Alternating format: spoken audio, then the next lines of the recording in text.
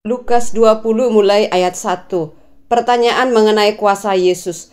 Pada suatu hari ketika Yesus mengajar orang banyak di bait Allah dan memberitakan Injil, datanglah imam-imam kepala dan ahli-ahli Taurat serta tua-tua ke situ, dan mereka berkata kepada Yesus, "Katakanlah kepada kami, dengan kuasa manakah engkau melakukan hal-hal itu, dan siapakah yang memberikan kuasa itu kepadamu?"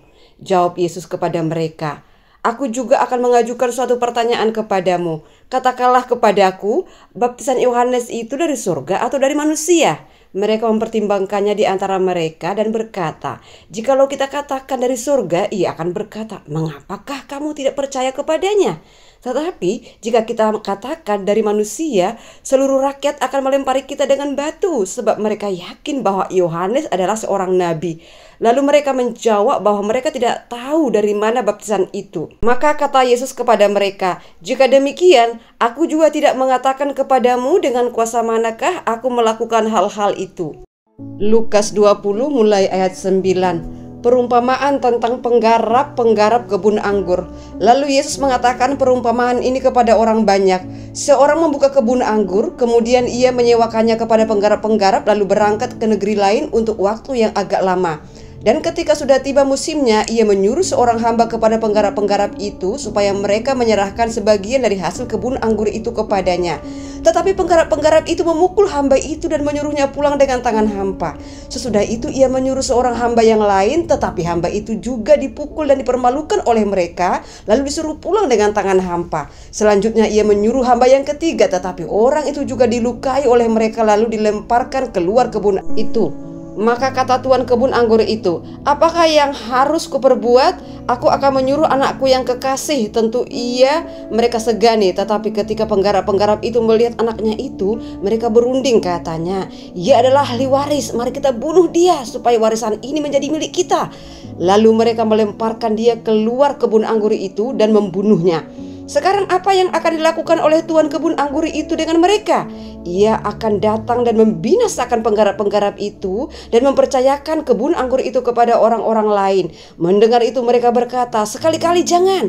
Tetapi Yesus memandang mereka dan berkata, "Jika demikian, apakah arti nas ini? Batu yang dibuang oleh tukang-tukang bangunan telah menjadi batu penjuru. Barang siapa jatuh ke atas batu itu, ia akan hancur, dan barang siapa ditimpa batu itu, ia akan remuk."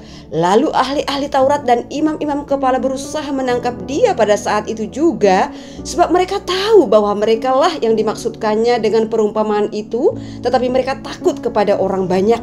Lukas 20 mulai ayat 20 tentang membayar pajak kepada kaisar. Ahli-ahli Taurat dan imam-imam kepala mengamat-amati Yesus.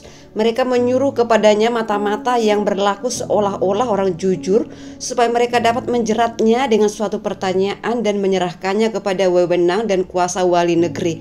Orang-orang itu mengajukan pertanyaan ini kepadanya, "Guru, kami tahu bahwa segala perkataan dan pengajaranmu benar, dan engkau tidak mencari muka, melainkan dengan jujur mengajar jalan Allah. Apakah kami diperbolehkan membayar pajak kepada kaisar atau tidak?" Tetapi Yesus mengetahui maksud mereka yang licik itu, lalu berkata kepada mereka, "Tunjukkanlah kepadaku suatu dinar, gambar dan tulisan siapakah ada padanya?"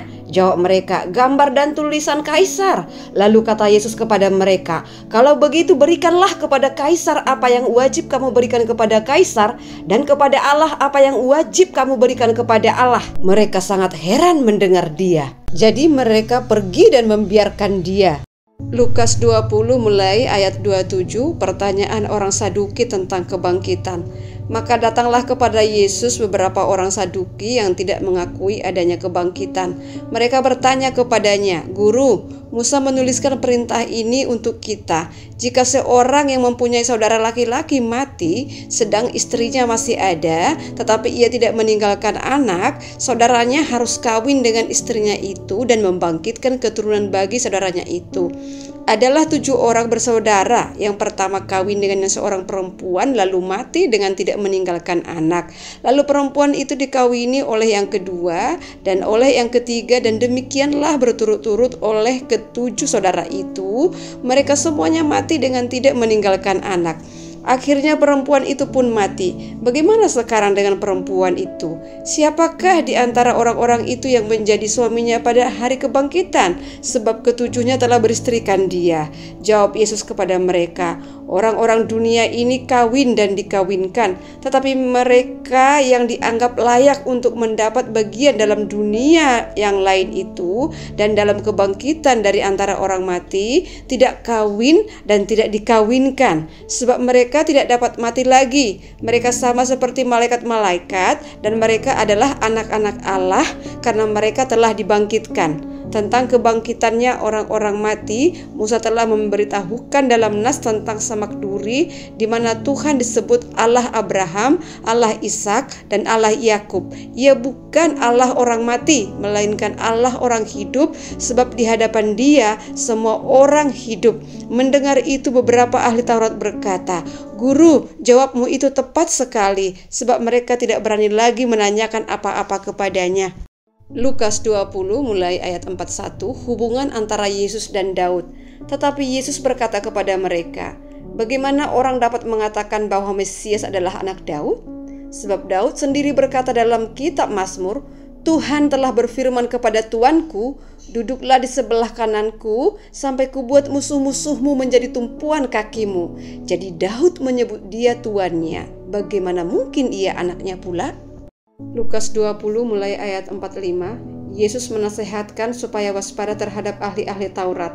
Ketika semua orang banyak mendengarkan, Yesus berkata kepada murid-muridnya, "Waspadalah terhadap ahli-ahli Taurat yang suka berjalan-jalan memakai jubah panjang dan suka menerima penghormatan di pasar, yang suka duduk di tempat terdepan di rumah ibadat dan di tempat terhormat dalam perjamuan, yang menelan rumah janda-janda dan yang mengelabui mata orang dengan doa yang panjang-panjang.